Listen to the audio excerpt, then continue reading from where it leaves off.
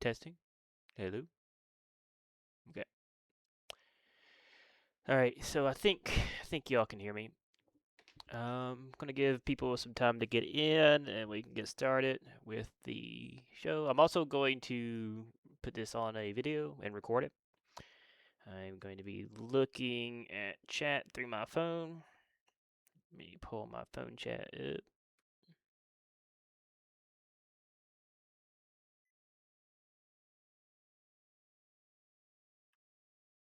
Stream manager. We got a couple of viewers. All right, we have chat. We got me. I'm gonna give it a couple of minutes before I get started. I got some replays to look at, and I got this to look at. Kind of talk about Krile a little bit. Talk about my blunders too in these matchups, so I can also improve as a player. So, yeah, I just wanted to go ahead and get started on this since it is a recording. Well, let me get a drink of water first while the room populates, and then we'll get to it. But I'll be right back. Making sure that I can be heard. Everything on my end looks like I can be heard. There is no sound on the stream right now because we're on a pause screen, but there will be. So I will be right back.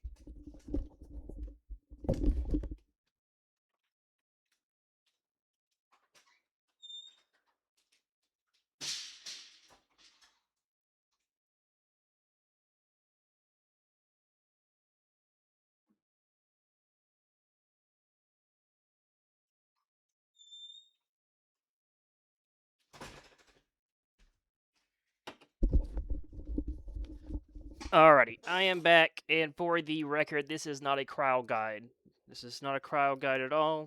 If you want a crowd guide, go talk to the many people that understand crowd way better than I do. There's plenty of them. If you want some names, I can give them to you off stream. I'm going to make a practice of not naming names on stream. Hey, Ricky, what's up? And unless you're talking to me, of course. So, all right, I just want to get into Cryle because one, I think Cryle's S tier and completely revolves the meta right now. So this is why I'm getting into Cryle and going to talk about her. So these are the abilities, the two important ones that we're going to talk about. The three important ones is Legend, Sacred Sealed Light, Seal Sacred Light, and Hopeful Cheer. Hopeful Cheer is the reason Cryle is good. There's other reasons, but that is the reason she is so meta right now. And it increases the attack of all allies for 20 seconds, which is pretty much a full burst cycle for almost any character. I think Cloud does 22 seconds off the top of my head. I don't know. I had to consult with Cloud mains. So, Nightingale is pretty whatever. And then the Legend of the Deep Forest is also a burst aid. So it basically turns on God mode for her team when they're bursting, and they couple it with Hopeful Cheer. So you get this maniac burst damage that um, makes people very difficult to kill. You have to coordinate Ace Fires and then Sealed Sacred Light's the way she camp clears. But anyway, so there's two important things here besides those abilities. Is one, she can give bravery to allies. Allies, that's still strong. It's slower and annoying to wait on, but it's still good. So, but something I do think gets ignored is her team bravery gain from purifying crystals. People don't talk about that when it comes to these kind of strategies. And I have some proposed counters to this strategy I'm going to talk about. But like for example, if you can steal the Kryle's base camp, that that team will lose a lot of bravery. One, because Kryle's purifying the crystal, so that's a big bonus that's gone. And two, the base camp crystal is worth 1,600 points. The other camp crystals are worth 1,200. So 1,600, 1,200, 1,200. The team needs three crystals that has the Kryle on it to really get started. So that's one thing to think about is you need to maybe figure out a way to ensure they only get two crystals. But these teams are the teams that run the Kryle comp are very much about getting those three crystals really quickly. The weakness I've identified is the base camp is usually left open for the Kryle to clean. And Kryle is the slowest camp clear of the three people usually because the melee or whatever it is running teleport will zoom to C, or it's an agile that zooms to C, and typically, and then you'll have someone else of the slower variety going to B, and the Kryle is left alone purifying her crystal. So I want to first I want to show a replay of folks that I play, and names are hidden to protect the innocent. So let's get started on this. And so got the loading screen going forth. So that might be a little loud. Turn this volume. Turn that volume down. So this is one of the higher ranked teams that I'm going against, and they're running the Krile strategy right now that I want to talk about. Make this go away. Come on, go away. There we go. So the first thing I want to do is I want to take a look at the map here before we get started. So we got the base camp at A and A and D, A and E, A B C D E. I could do the alphabet. A and E, and the most important crystal right now in my head is C. So I want to go and get C before the enemy lightning can get C. Now I actually successfully do this in this clip, but I hesitate. So there's the Waka, and I get it. I see the Ace Fire come out, and because I see the Ace Fire come out, and beams coming too usually. Beams coming too usually. This is a case of me not trusting my own healer when I should, because I'm not used to playing with pre-made Kryles. So that's something that'll get better practice. But so I'm expecting two beams, and I get scared right here. I'm like, oh crap, I'm gonna die. And what I should have done is I should have bursted the crystal and taken the third crystal, because that would have actually given us the third crystal. And I'm also running a Kryle comp right now. That's important. So I take the hope, and I do a eject shot. The heal comes out. This is a combo that kills people, but their Kryle caught them. No big deal. I'm just going to back off now after I take a chone. I'm being healed. So, alright, so my team's already made a mistake. That's bright. My team's already made a mistake because we left this crystal open. If I look, you can see our Kryle's coming, so I just turned around. Oh, Kryle's got this crystal. She can purify it, whatever, big deal. But now we're behind in Bravery, so now we're playing super behind. So their Kryle is now turbocharging them. They're going to get one more crystal. There's the second crystal. No, I didn't get on this mistake. I should have went, instead of purifying this sea crystal, I should have went over and just harassed the enemy Kryle, because now I know I know from this point they no longer have legend, so it's an easy kill. Even though it is a 20k Kryle, I can get them because they don't have any URs. Uh, and Rams is still up, but she can only charge one of her people, and that's super important to know. Like the best the what you're doing when you're planning this comp, you want to take them off their script, because the crowd comp is going by script. Again, it's the three crystals. It's the first burst. They get the first burst. When you get and when they pass it back to you, because they do pass it back to you in a sense, you get your turn on the burst, and then by the time you're finished with your burst, they're ready to go again and they'll win. So going forward here, there is the lock coming out. We see the burst coming up. And go ahead and do the regular Waka. Regular heals coming out. Legend's not available for her, so I'm just going to go after her at this point. I was a little slow. I tried to do a max range jet shot and miss like a loser. Seeing that this is pretty pointless, I'm just going to chase her down a little bit, swat at her. There's the Ramza. I got the Ramza. Okay, I'm out. Doesn't matter anymore. My turn to burst. We go over and get the burst. Now, another thing to notice is the health bars. See, it's over half, so it means, hey, they get another burst, they win. So there are, now that we're occupied with bursting, what they're going to do is their crystals are coming back up, A, B, and C, and they're already in position getting those crystals. This is easy for them to get because we're occupied with bursting, because we have to burst to catch up. The other option is we go over and try to contest for crystals and we still fall behind. And then we also give them an opportunity to kill us during burst. So there's the hopeful cheer. And you can see my team has enough gas to actually kill it in 2 turns, two cycles. So that's what I mean, like the blunder at C was the reason why we lost. Because I could have taken that crystal and forced them to be on the offensive front, which it's hard telling how that would go. But you can see there's enough gas here, exactly half health, which means we would do more than double. We would do more damage on the next burst because we'd be higher level, and because we're so if it's at half health, you can ensure you'll kill it the next time you cycle it. So, moving forward, and they've already got their burst now, and the game's pretty much over at this point. That was a fast-ass game at 4 minutes. There's not much I can do, so I'm just trying my best to end up dying to Aroha here. But it didn't matter. I was just trying to do what I could. So, there's that. That is pretty much a well-executed cryo comp with high CP. So the thing I want to talk about is what this requires. It requires a cryo. It requires 2 characters that can accept Kryle's buff, and it requires enough CP to execute it in 2 swings. You can see the damage done here.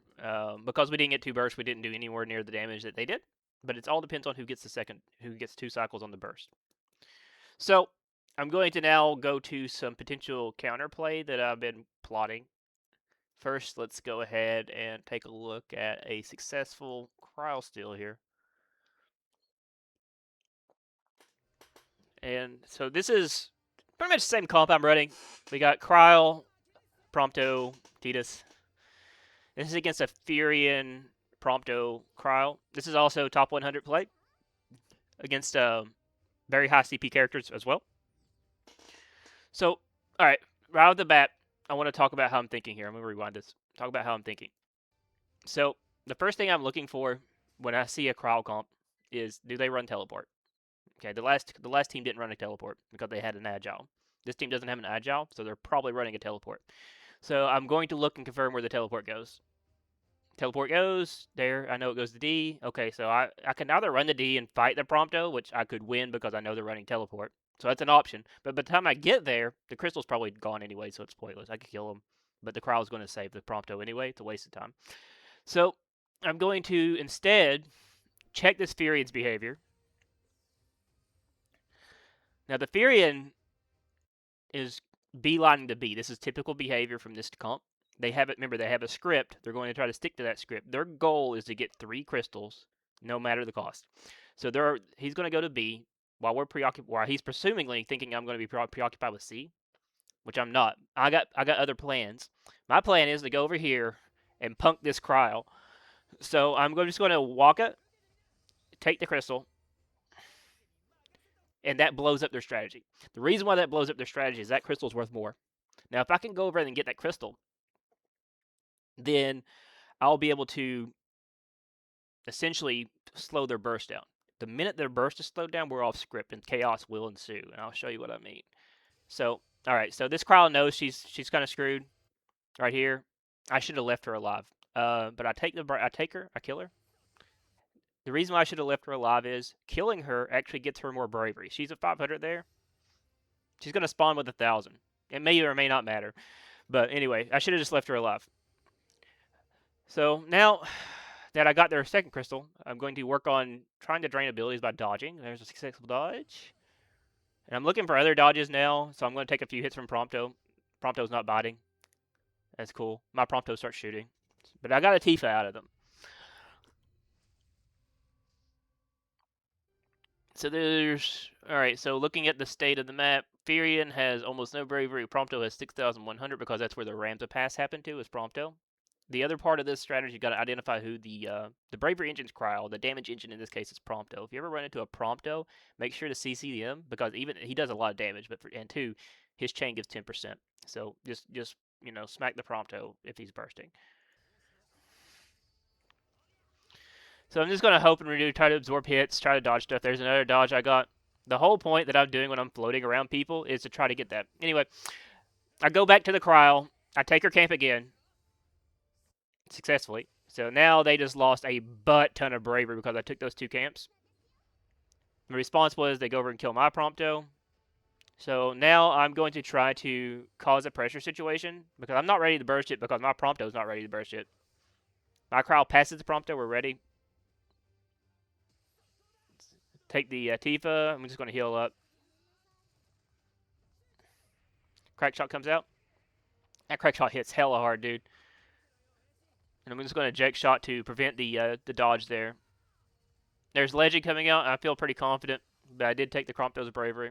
Now, as I said, chaos ensues. This is what I mean by chaos ensues. If you can get these Krile comps to fight you, you will usually win because they're not built for PvP. So we do our burst. We successfully take a half. So I'm going to go out and start get some bravery.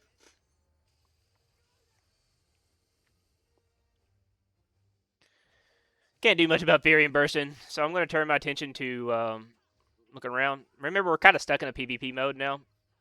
The crystals are starting to come up. There's nothing else to do but fight. I'm just going to go after this Furion.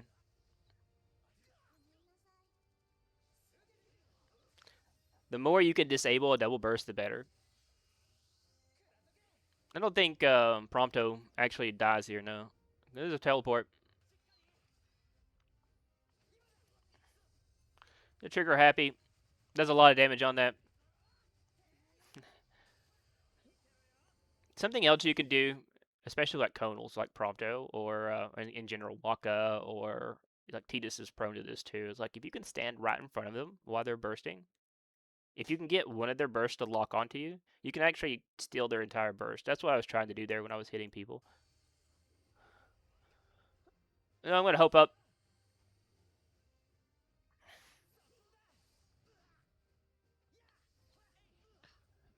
God, that hurts. All right. Do the jack shot to avoid dying. That's the reason why I check shot it there. I didn't want to die.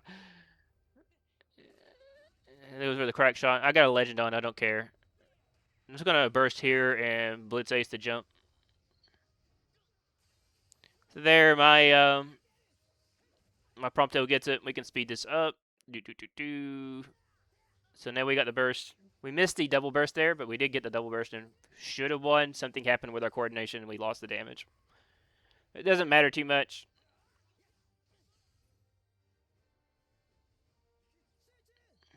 So right now, I believe the aggro is on the enemy Krile, which is why it's walking away. Yeah.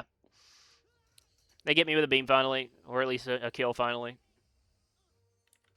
But I think the battle is pretty much already won at this point because our Kryle's ready to pass off. Again, just like the whole thing are centered around the Kryle's bravery and bravery management, as well as the attack buffs.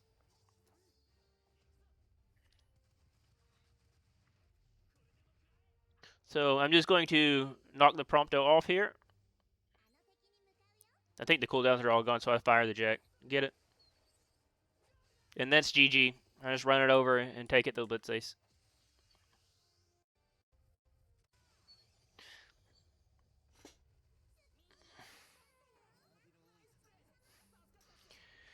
So if you can break, the whole point is if you can break that 3 crystal cycle at the start of any game, it will flip them off script. This is a very scripted comp. And if you can get the script off script again, they'll start PvPing because they have to PvP at that point because they're behind. And I'm telling you, these crowd comps can't PvP. They can, but they'll be using a lot of the resources to get those crystals at the beginning. All right, so I'm going to show a quick one on this one. Same team. So this is now they know that I'll pick on the cryo. And because they know I'll pick on the cryo, I'm looking for behavior changes in the players.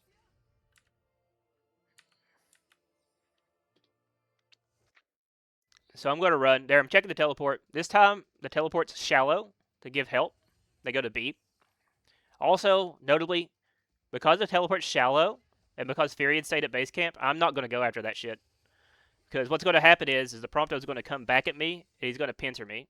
So I'm going to catch the Furion off as he's coming through here, when he's going to D. Dodge the Orin, go back, jet shot. Now there's the legend. You see the legend go off? I hadn't seen it yet, because I'm doing my combo. Now I see it, I'm just going to back off, because I don't want anything to do with a legend Furion. I got my legend up, but it still doesn't matter. I'm just going to pick at him, I guess. But in general, both characters have legend up. We can't kill each other. He can't one-shot me. I can't one-shot him. But his legend went off first, so I'm going to auto-attack him. Furion has a notorious weakness to auto-attacks. So if you can get those, you get him down to an auto. He has no abilities right now. I know he has no abilities right now because he missed an Orin and he used an ace. So I'm just going to chase him down with autos. Just chop him down. Now get him before he's able to burst. Now we're off script again because now we have a bravery difference. And that one off script moment pretty much leads to the game being taken on this one. We can do the whole thing. Again, chaos ensues. Nothing crazy going on here, but we do get it in the end. It was a closer one, though. But also that time I didn't manage to take any of the crowd's base crystals. I got the bravery through PvP and getting a pick. But that's because they were defending the base crystal. Had I gone in for that base crystal, I would have just given up bravery because they would have both turned on me, which is something you need to watch out for.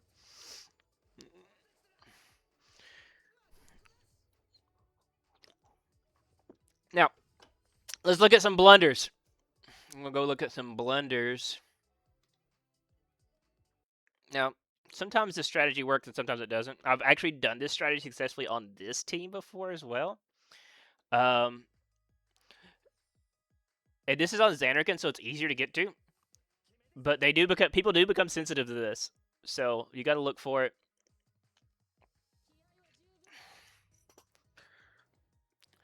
Same deal. First thing I do, oh, there's an enemy Krile. I know that this particular Krile is very killable.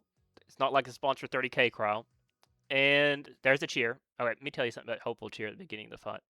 What that signals is the Krile is screaming at you. I am too weak to clear this camp by myself. I need Hopeful Cheer to clear the camp. Or they're trying to do it fast. So, two things to watch out for when the Hopeful Cheer comes out. You don't want to get hit by any beams because it's going to hurt really bad. It doesn't have. You just got to do it within a minute. It's the first minute. You just need to disrupt that minute, Ricky. I didn't see your comment. Because yeah, and you're right. It doesn't work anymore if the Krile has the CP to one shot the base. However, there's probably other workarounds too, and not every Krile is like this. I think there's like two Kriles this won't work on right now. It does work on a certain 27k Krile that sometimes shows up because they cannot one shot in U1. I don't believe. So anyway, there's a hopeful cheer coming out. And that means, hey, I need help clearing this camp. But unfortunately, there's a communication that happens right around here. You see Aroha shifting towards B as they usually do. Most people will auto-pilot towards B, but there is definitely a communication that happens right here. You see the shift, and there's a stop. Oh, hey, there's a chone in my face, and now I'm screwed because I can't dodge this. I would like to play with this. I would love to lab this situation because I think, theoretically, if I hope here, because Chone comes out mad fast. The Hope might actually catch with Arbor. You can react to it. And if the Hope catches Arbor, it should heal. But anyway, I eat shit here. So, and mission failed. And my Krile did try to save me. It was just a little too late because I instantly splat it. Anyway, this whole game, because of that situation, just devolves into crap. Um, they're already ahead. We're woefully behind. And we just get stomped on this one. We do get our first one in, but same deal as it was the last time. By the time same, it's literally the same script, same different. This is a different game, but while we were bursting, they were getting the crystals because we're behind, and because we were behind. By the time we're ready to fight again, they're ready to burst again, and we can't kill them because of the daggone cryo. You can hear the legend going out. There's the legend on them, and there isn't anything we can do about this.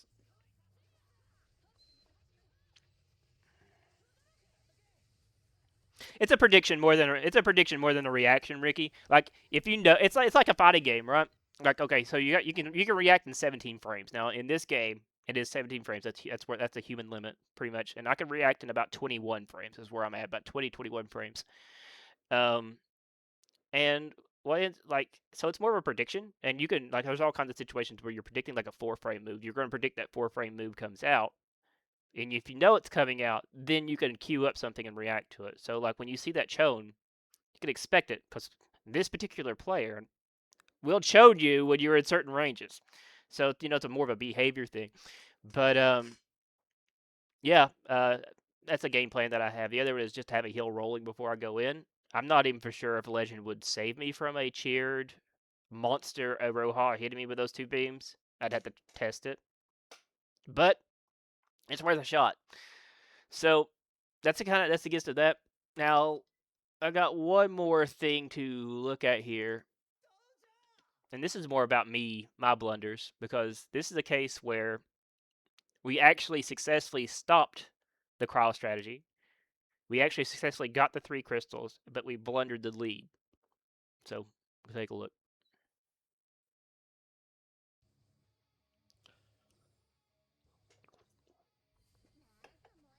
Now, Something else to talk about is this is a Krile comp versus a Riku, and you would never hear me saying this a month ago, but Riku needs a buff. Maybe the actual statement is Krile needs a nerf more than Riku needs a buff, but Riku does not get the same results as Krile. It's unfortunate. Had we had a Krile instead of a Riku here, we probably would have won.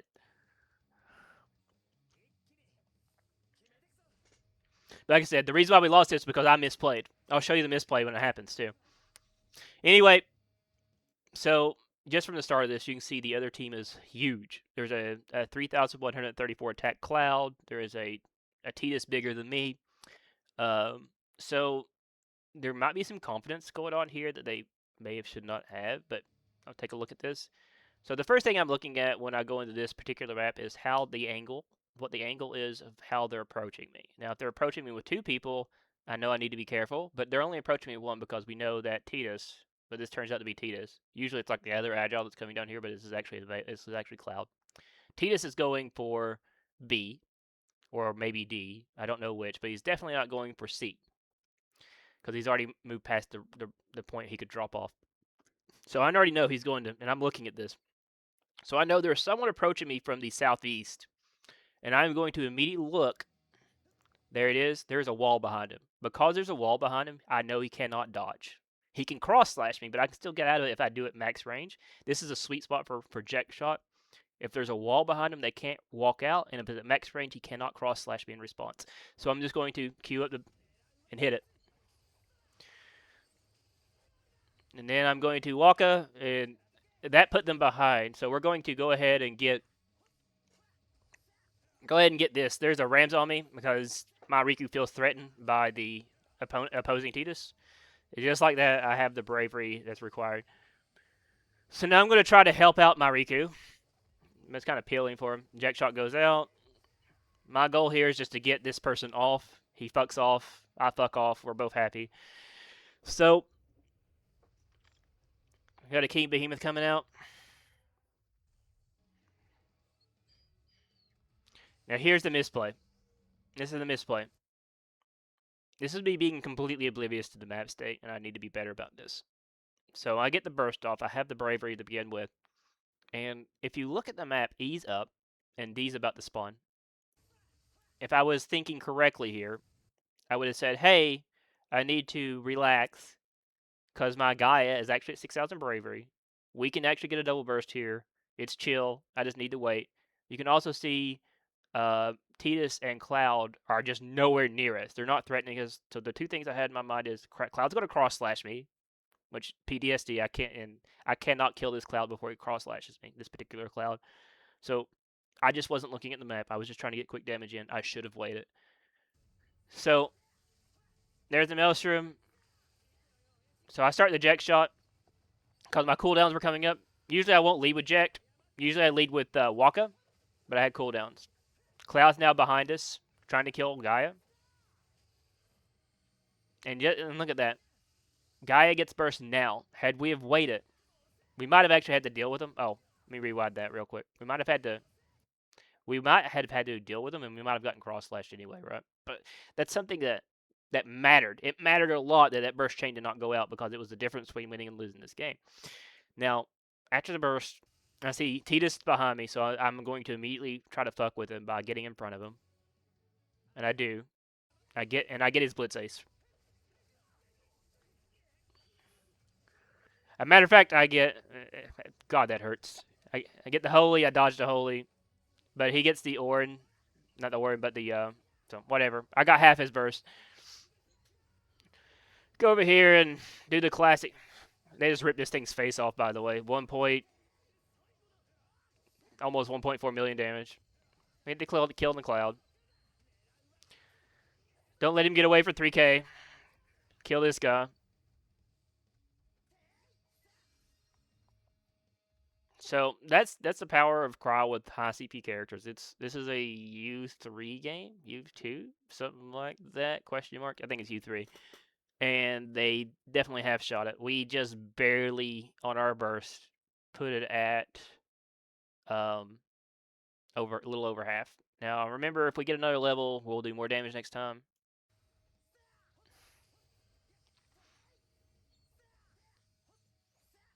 There's my bravery. I'm Titus, so I'm pretty much ready to go. Body slam comes out. Now I know my guy is bursting. At this point, I'm thinking, okay, we got this. I think we can win. So I go up.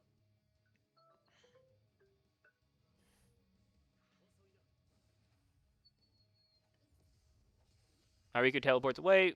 We do get a burst together here. I'll get lucky, and Cloud actually misses his cross slash here, so he doesn't get the cross slash. Now, when I'm looking at a boss health this low, I know I can't kill it. I already know I can't kill it because I have a good idea where my jack shot lands. I have just jack shot left. The jack shot comes out. Boom, boom, and I instantly die. And that's the reason why you need the burst chain, because that is nonsense. We lost that game because of not burst chaining, or you could look at it another way, not having enough CP in this case.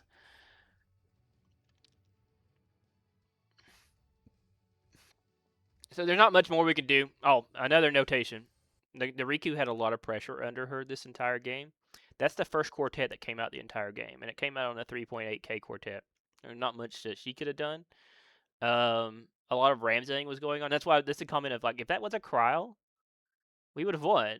I'm not blaming the Riku player. The Riku player is a really good Riku. But it's just a limitation of the character because all of the passes that was done through Brainbury was actually a Ramza instead of a quartet because almost all the bursts that happened was because one of us was in burst and the other person wasn't, so the Ramza was just the go-to there.